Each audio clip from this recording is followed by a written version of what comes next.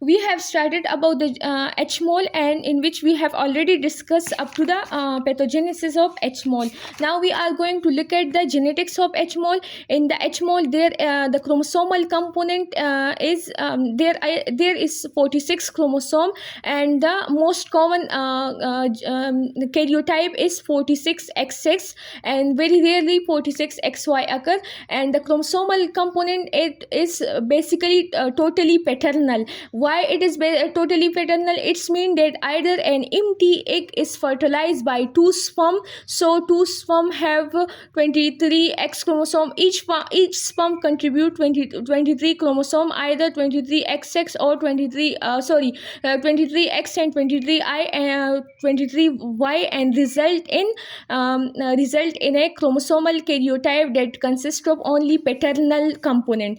And second possibility is that the paternal chromosome duplicate, creating a diploid set, 46XX or 46XY. The main pathogenesis behind this is that why it has only paternal component. In the paternal component, it is possible that either an empty egg is fertilized by two sperm that result in only paternal component, and there is no maternal contribution of chromosome. And the second possibility is that the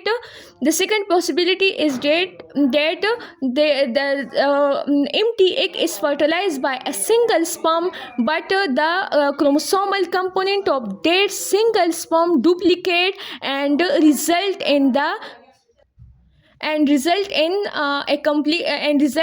homozygous diploid genome, 46XX. So there are two possibilities: one fertilized by two sperm, and second fertilized by one sperm, but that one sperm that chromosome then get duplicate and form diploid chromosome.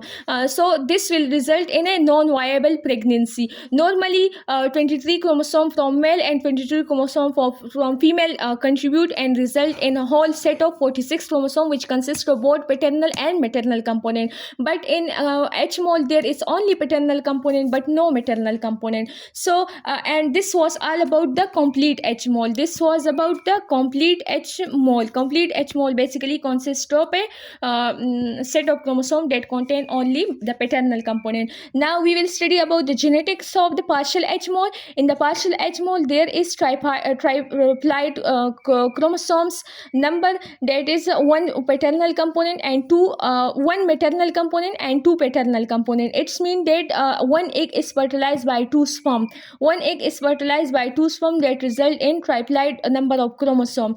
Or second possibility is that error in the meiosis occur and it result in an extra chromosome of the paternal chromosome, that either duplication of the paternal chromosome occur and it result in the triploid number of chromosomes. So in this case, there are also two possibility: one egg is fertilized, one egg which contain paternal component, paternal component is fertilized by a sperm, and is fertilized by two sperm. This is one possibility. And the second possibility is that one egg is fertilized by one sperm, but in the meiosis a problem occur and error occur, and the paternal component get duplicate, and it contribute 46 chromosome. It contribute 46 chromosome, while female contribute only 23 set of chromosome and result in a triploid set. So the clinical features, the most common clinical feature is pervaginal bleeding, and which is very common, and there is small amount of dark blood, and can be massive life threatening hemorrhage, and can be small amount of dark blood, and there is passage of vesicle in the bleeding, which we have already discussed in our scenario. So the passage of vesicle within the pervaginal bleeding in the very early pregnancy, in the very early gestational age, is a diagnostic feature of the H-mole. In this, the second clinical feature will be hyperemesis gravidarum. Why? Because due to the trophoblastic hyperplasia, we know that the trophoblastic cell release the HCG, and HCG in this case will be very very high. HCG result in vomiting. HCG will be high because of trophoblastic cell hyperplasia. Trophoblastic cell hyperplasia occur, and due to which HCG level will be high, and HCG will cause hyperemesis gravidarum, a condition in which uncontrolled uncontrollable vomiting occur. Third symptom will be uterus will be enlarged, uterus size, the fundal height will be greater than the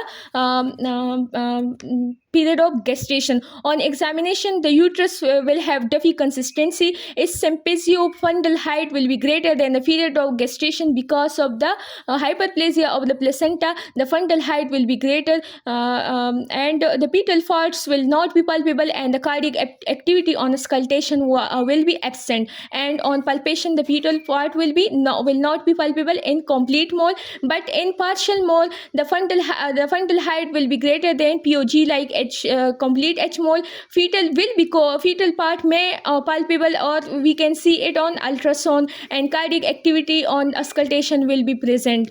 And this beta HCG has two unit, alpha unit and beta subunit, and the alpha unit is identical to the thyroid stimulating hormone, so it can act on the thyroid stimulating receptor and can result in hyperthyroidism, like sign symptom like tremor, supraventricular tachycardia, weight loss, goiter, and heat intolerance. And some complication, the patient of the H mole can develop some complication, and in these complication, due to increased HCG, she can develop theca luteal cyst in the ovaries, because increased HCG result in luteal cyst in the ovary. And due to abnormal placentation in the early pregnancy, she can develop preeclampsia. The patient can develop preeclampsia in the early pregnancy because of the abnormal placental tissue, and she can develop a hyperthyroidism, which we have already discussed. She can develop embolism of this molar tissue can get embolized and result in DIC and respiratory insufficiency, as well as the trophoblastic tissue release thromboplastin, and this thromboplastin basically activate the fibrin and the platelet, and these fibrin and platelet deposit within the vessel. That trophoblastic cell release tissue thromboplastin, and this thromboplastin activate fibrin and platelet deposition within a vessel, and this can result in disseminated intravascular coagulation and thrombosis. So these are some threatening complication. And uterine perforation can occur if the H mole involve the myometrium and then the serosa, then uterine perforation can occur. Pelvic sepsis can occur, seizure and toxemia can occur, and there are these were the immediate complication. Of the H mole. Now there are some late complication of the H mole, in which there is invasive mole which invade all the uterus and result in a malignant like feature, and there is choriocarcinoma, and it is a deadly complication. It can result in death. It is a deadly complication of H mole and can result in death. So these are the complication. Now if the patient has twin pregnancy, one fetus will be a molar pregnancy, which have either no fetus in case of complete H mole, but in case of partial H mole, there will be fetus, but that will be dead, and the one fetus will be normal. So we have to continue the pregnancy in this case for this one normal fetus, and in 40% cases, it is very possible that the female deliver this baby as a live baby. And in tubal ectopic pregnancy, sometimes H mole can occur. Sometimes tubal ectopic pregnancy can cause H mole, and it is also a risk factor which we don't have mentioned in our risk factor, so it can cause H mole. What are the differential diagnosis? In the differential diagnosis, there are basically three main differential diagnoses, in which one is bleeding in early pregnancy, second is twin pregnancy, and third is fibroid uterus. So in the bleeding, the causes of bleeding in the early pregnancy further consist of threatened miscarriage, ectopic pregnancy, and local causes. In threatened miscarriage, the blood will be fresh, it will be scanty, and it will be painless, and ultrasound or the for symphysiofundal height, the uterus and the period of gestation will be equal. Either the period of the uterus will be either less than the period of gestation or equal, while in the H mole, the uterus size will be greater than the period of gestation, and an alive fetus can be present in the threatened miscarriage on ultrasound or on auscultation. While the ectopic pregnancy, there will also be pervaginal bleeding, but that bleeding will be scanty, darker in color, and will be painful. In this case, the bleeding will be painful painful, while in this case the bleeding will be painless, as well as in the H-mole also the bleeding will be painless. The patient will be tender, and on ultrasound empty uterus will present, because the pregnancy is ectopic, so adnexal mass will be present and the uterus will be empty, while in this case on ultrasound the fetus is present, while in H-mole case the ultrasound vesicles can be seen. The local causes of the pervaginal bleeding consist of the carcinoma, polyp, and cervical erosion. Cervical erosion, carcinoma, and polyp can also result in bleeding in the pregnancy, and these can be seen in per speculum examination. Now, what are the two other diseases? One is the twin pregnancy, one is the fibroid uterus. In the twin pregnancy, usually the fundal height will be greater than the period of gestation. There will also be hyperemesis gravidarum, and the patient can also develop the preeclampsia. But we will confirm our diagnosis on ultrasound, and on ultrasound we will see we can differentiate two fetuses in the twin pregnancy, and that fetuses will be alive and there will be no vesicle. While in the fibroid uterus, if the type is degenerative type, it can result in pervaginal bleeding, and the appearance on the ultrasound can be like H-mole, but in this case the HCG test will be negative. So in the H-mole the HCG test will be positive, while in the fibroid uterus the HCG test will be negative, so we can easily exclude the fibroid uterus from our diagnosis. On investigation, first of all we will do HCG, and HCG will be measured in the serum as well as in the urine. It is a tumor marker in the gestational trophoblastic diseases,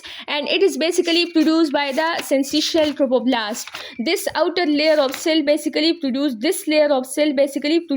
HCG, and we will measure its level will be raised in the urine and the serum, and in the carcinoma in which the uncontrolled growth of the trophoblastic cell occur, the HCG level will be very raised. So the HCG has two subunits, the alpha subunit, the beta subunit. Alpha subunit is identical to some of the anterior pituitary hormone, which consists of thyroid hormone, lutein, LH hormone, and FSH hormone. So we will not measure the alpha subunit, but we will measure the beta subunit, and it is very specific and sensitive, and it is measured and it will be raised. And on ultrasound, pelvic ultrasound, we can see the snowstorm appearance due to the vesicle in the uterus, in the uterus, as there are many vesicle. So on ultrasound, snowstorm appearance can be seen. A luteal cyst can be seen in the ovary due to a raised HCG. Luteal cyst can occur in the ovary, and in case of complete H-mole, there will be no fetus, there will be no cardiac activity, while in case of partial H-mole, snowstorm appearance can be seen, luteal cyst can be seen, but there will be alive fetus as well as there will be cardiac activity present.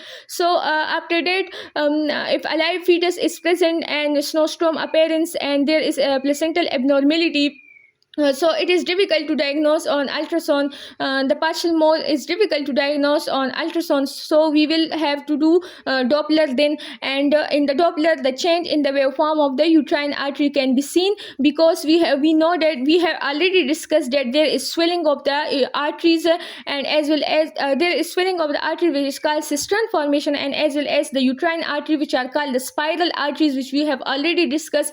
There are changes in the uterine artery, and these changes are that large vascular channel will develop in the myometrium that will result in arteriovenous shunting. In the myometrium, large vascular channel will develop. In the myometrium, large channel will develop, and these channel can result in arteriovenous shunting, and these can be seen on ultrasound, on Doppler ultrasound. So these are some of the investigations we can perform in the case of H-mole. And for the treatment we will discuss about the treatment in the next lecture. Thank you. If you people are liking my videos, please subscribe to my channel and share my videos. Thank you.